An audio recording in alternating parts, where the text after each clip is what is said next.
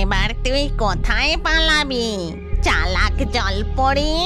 তোর লেজ আমি কেটে দিয়েছি, আর তো তুই সাঁতরাতেও পারবি না। তুই এখানেই পড়ে থাক, আমি গিয়ে উনুনে আগুনটা ধরাই। এই কথা বলে ডাইনি তার কুঁড়ে ঘরের কাছে গিয়ে মাটির উনুনে আগুন ধরাতে শুরু করে।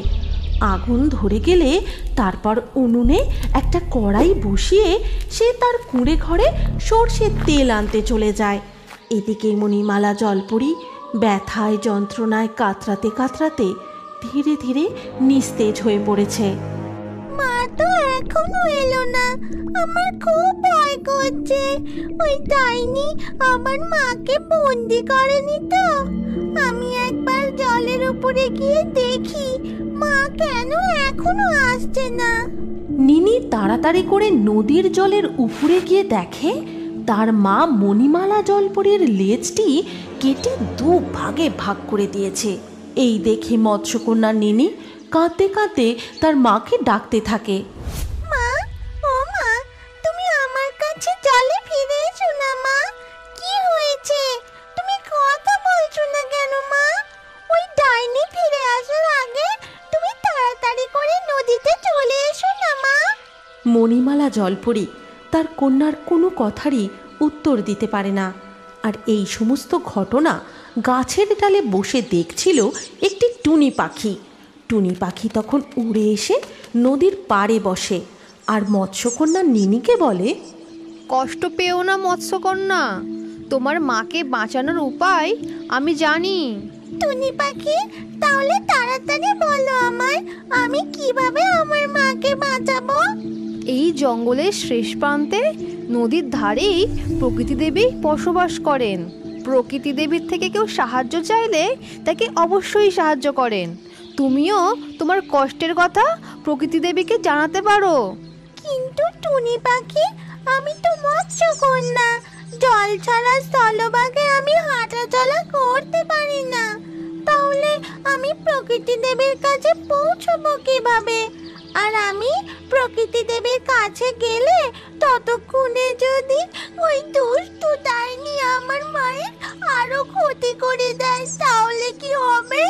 চিন্তা করো না বন্ধু, এই নদী পথ ধরে তুমি আরও এগিয়ে যাও। এই নদীর ধারে তো প্রকৃতি দেবী থাকেন, তুমি তার দেখা ঠিকই পাবে। আর আমি ততক্ষণ এই ডাইনিকে ব্যস্ত করে রাখবো, সে তোমার মায়ের কোনো ক্ষতি করতে পারবে না। ঠিক আছে টুনি পাখি, আমি তাহলে তাড়াতাড়ি যাব আর প্রকৃতি দেবীর সাহায্য নিয়েই ফিরে আসব।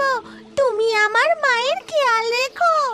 এই কথা বলে মৎস্যকন্যা নিনি নদী পথে সাঁতরাতে সাঁতরাতে প্রকৃতি দেবীর খোঁজে যেতে লাগলো।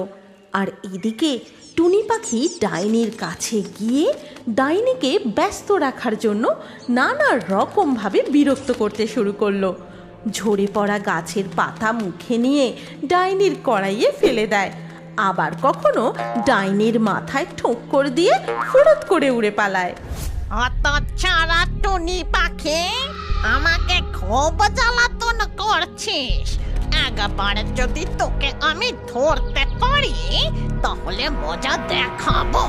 টুনি পাখি ডাইনিকে বিরক্ত করতে থাকে আর ডাইনি টুনি পাখিকে ধরার জন্য এদিকে ওদিকে ছুটতে থাকে।